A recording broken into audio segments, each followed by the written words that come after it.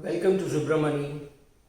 One question which I am trying to answer and I don't have a complete answer is how long will the US markets be booming? Now, let's step back. Let's answer two other questions, not connected to this but not directly answering this question.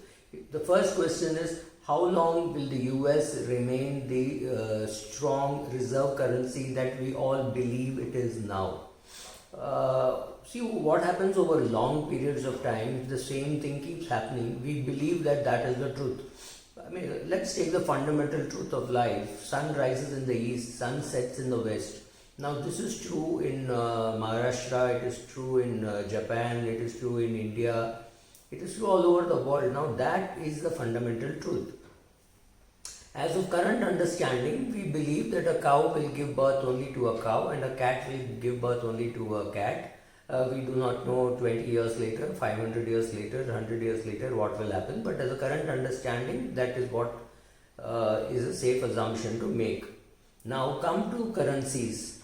Over long periods of time, of course there was no US, so you have had Portugal, Spain, France, and of course England dominating the currencies, and France has dominated the currencies for about 100 years, approximately 95 years, and about 105 years is what the UK, Britain, whatever you want to call it, dominated the currencies, and they were the reserve currency. The pound was, we all know that the pound was. 1920 approximately would be the time when American domination started. And actually these currency battles, to say, you cannot draw exact line and say on this day it started, but sometimes like 1920, 21 is what we believe the American domination or the US being the reserve currency started. Now why should any currency be the reserve currency? Largely it is how much of the world production does that company, does that country do. Now, the US is responsible for approximately 20% of the world's production or services, whatever. That's big, but remember it has been only falling, and over the next few years it will fall further. Now the question is, so therefore, who is going to take that mantle of being the reserve currency? There is a question mark and it is difficult. Can a country like Sweden or Japan take up that position? The answer seems to be impossible, simply because of the size of those countries. Right? If the kroner gets very strong or the yen gets very strong, then their exports will suffer and their economies will suffer, and therefore these countries may not be too keen, believe me, may not be too keen that their currency becomes the reserve currency, and all over the world everybody starts holding their currency. They will not be able to handle it. It has to be a big country. It has to be a country which is dominating the world in terms of trade, and or somewhere they should be having size. So the countries which can really do it are China or India or Europe. So what is more likely to happen is the US dollar will not vanish, but the strength of the US dollar will go down little by little. It's not going to be as dramatic as the pound to dollar move. But I think one more thing which will happen is people will want yuan, people will want yen, and people will want euro. So these 2-3 currencies will develop as part currencies, as what I would call part reserve currency. So one country will not want only pounds, it will have a basket which will include some euro, some yen, some yuan, and maybe the Brazilian currency, right? So people will want maybe a basket rather than just one. What is likely to bring pressure on the US currency is just the importance of the US economy in the whole world, because it will slowly start slipping from 20 to 19 to 18. That's the kind of slippage which will happen.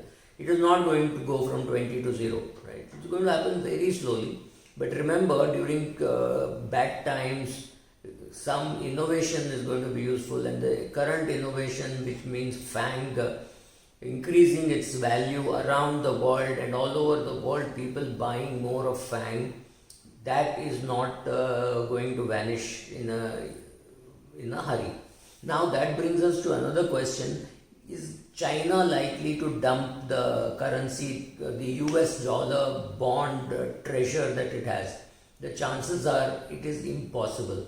Remember, China needs the US dollar for manipulating its own currency. It needs the US dollar for all the Belt Road initiatives that it has taken. Yuan is not a country, China is not a country which is loved and people will happily hold the yuan. No, they will not. But China needs the currencies for all its international shopping. So China needs the US bond, and as long as it needs the US bond, it will have to keep it in US bond. So where will it keep it? It will keep it in the treasury. Now, if China does not want to buy the treasury bonds of US, what choice does it have? It has no choice. It has to hold currency.